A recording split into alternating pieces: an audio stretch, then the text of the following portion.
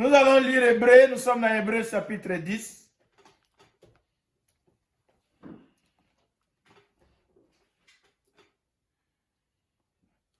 On va lire à partir du verset 26.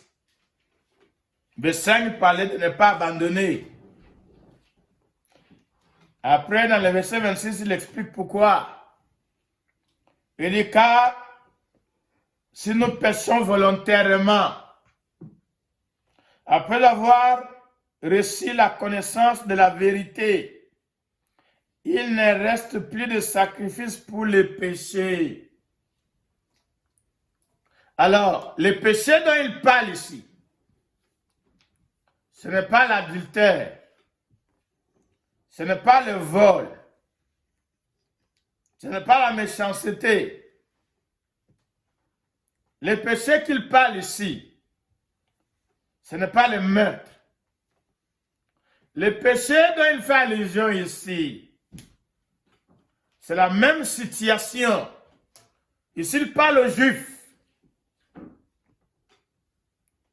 C'est la même situation avec Actes chapitre 2. Quand Pierre a prêché aux Juifs, il leur a dit, repentez-vous. Repentez-vous de quel péché?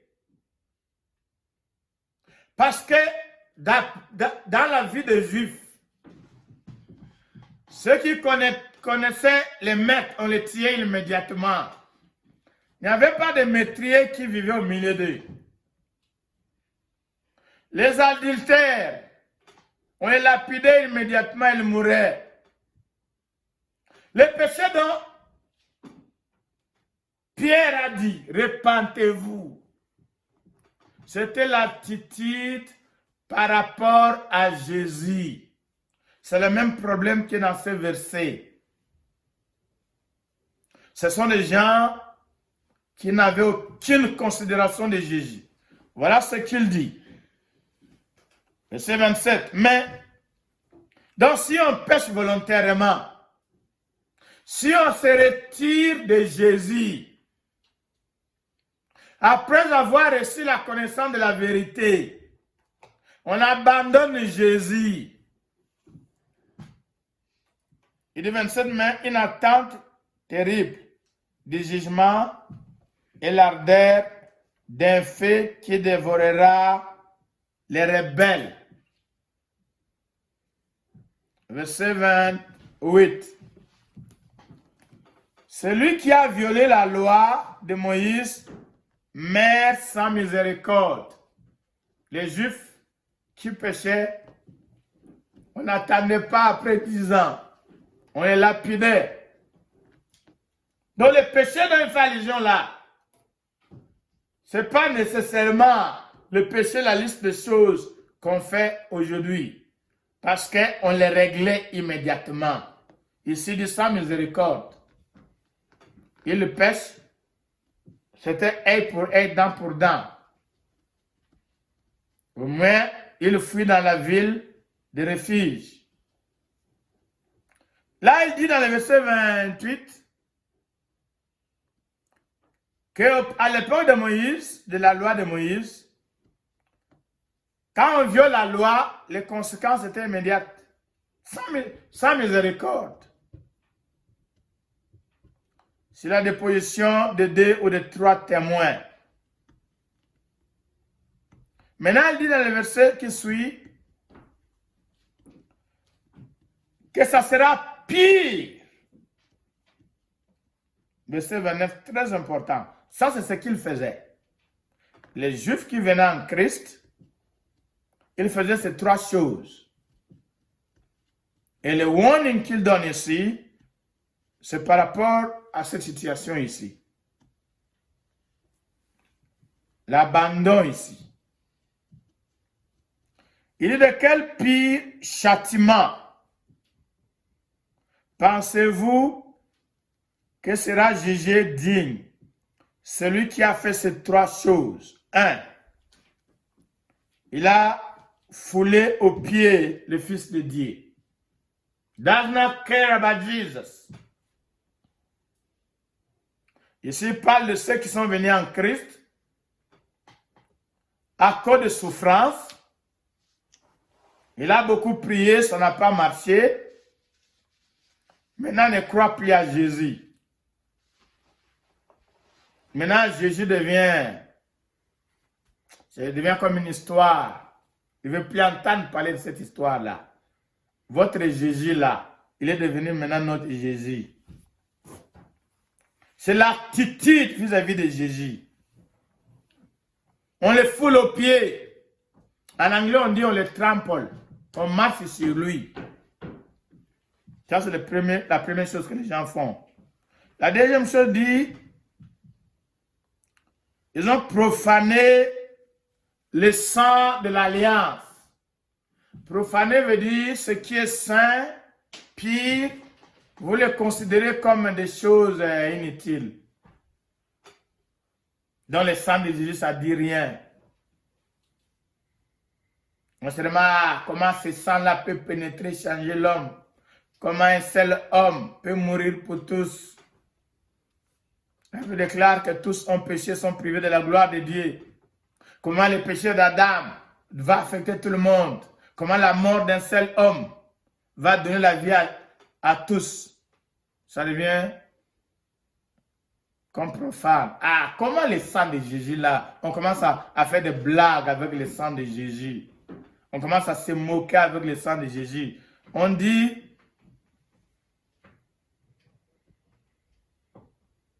un châtiment terrible. Et à la fin, il dit la troisième chose qu'on fait, et qui aura outragé l'esprit. Trois choses. Jésus, on le renie.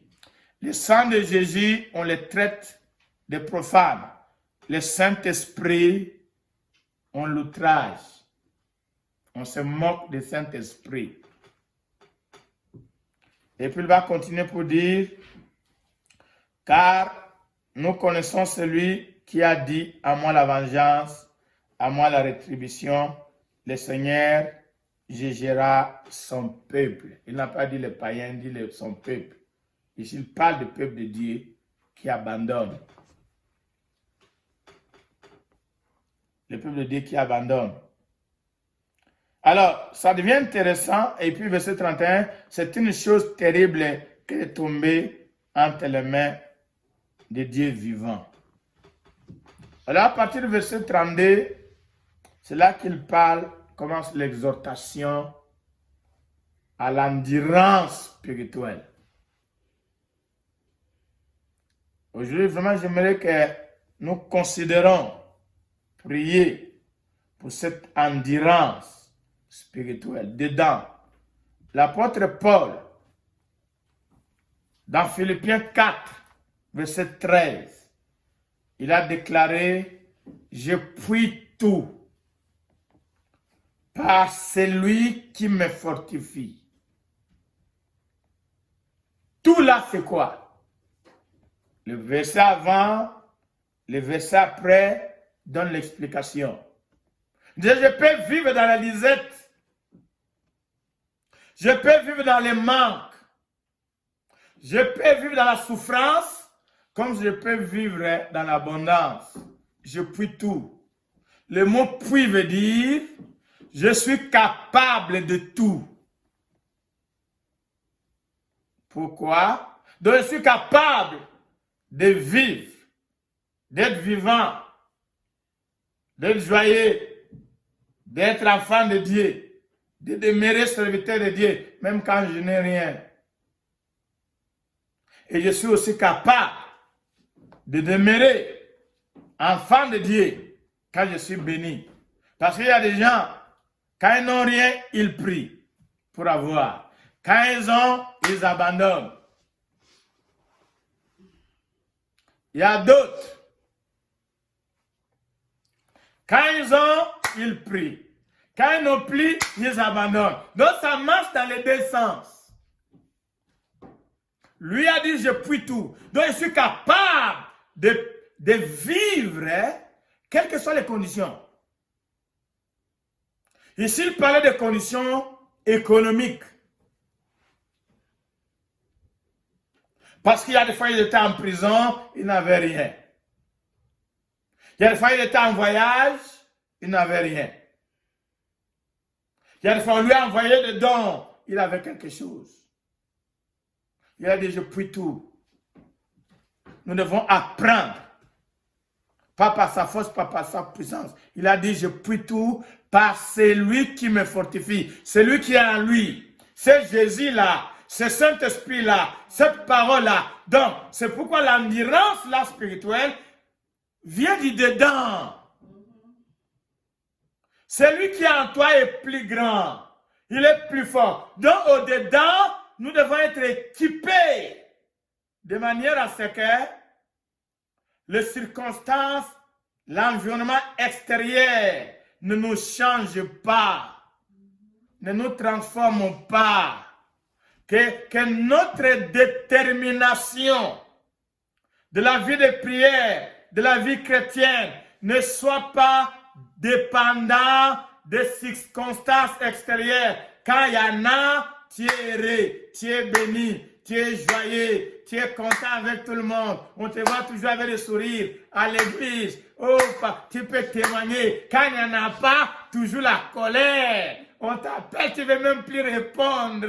On ne veut même plus te voir. Non, dans toutes les circonstances, il veut que nous demeurions dans la joie, dans la paix, dans la persévérance, que nous continuons à prier, que nous continuons à être joyeux, à être bons, à être miséricordieux, à être fidèles, à marcher dans la foi, à déclarer, à prier, toutes formes de prière. Amen.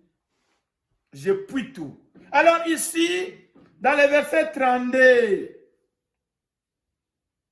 il dit, souvenez-vous de ces premiers jours où, après avoir été éclairé, né de nouveau, illuminé, transformé, après que tu aies reçu la révélation de Jésus, où tu as crié à Jésus, vous avez soutenu un grand combat au milieu de souffrances. C'est ce que j'appelle le combat contre la souffrance. Nous combattons, nous savons que le diable peut amener le problème pour créer la souffrance. Nous savons qu'il est l'auteur, il est l'origine. Mais nous devons reconnaître aussi que la vie chrétienne, ce n'est pas seulement chasser les démons. Les attaques ne sont pas toujours sous forme de démons, sous forme des esprits malins. Les attaques aussi viennent sous forme de souffrance. Donc là, il dit que la première fois, quand tu étais illuminé, quand tu avais reçu les révélations de Dieu, tu étais combattu. Au milieu de souffrances, il y a un combat que j'appelle le combat contre la souffrance. Nous devons aussi être armés, pas seulement pour chasser le démon, pas seulement pour résister le diable, pour qu'il fuit loin de nous. Nous devons aussi être équipés, être préparés à combattre la souffrance. Il y a un combat contre la souffrance. Alléluia. Amen. Donc dit, vous avez combattu contre la souffrance. Pour raison du temps, je vais sauter. Et il nous appelle. Comment faire face à la souffrance? Il nous dit la persévérance.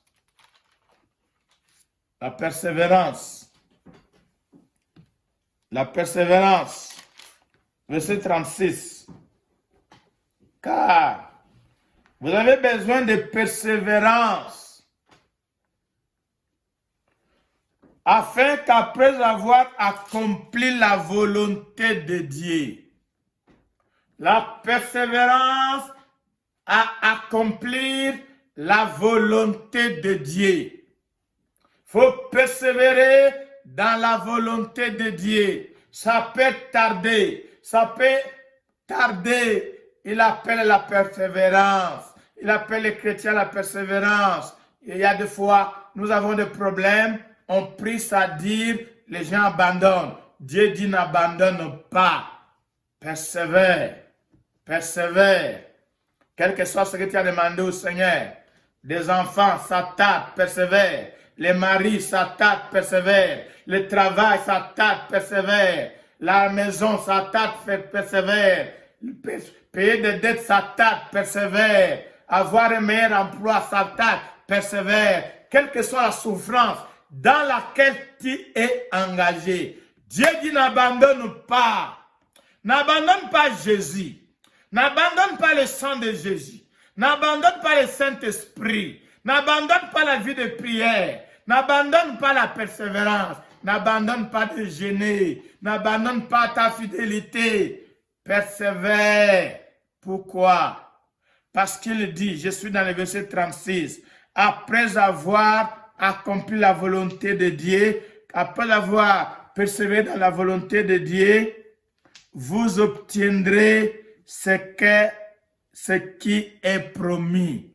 Dieu va accomplir sa promesse. Si Dieu vous a promis quelque chose, s'il ne vous a pas promis quelque chose personnellement, allez dans la Bible. Elle est remplie de promesses. Qu'est-ce que Dieu a dit en matière de maladie? Es-tu malade? Il a promis. Ésaïe 53, il a promis.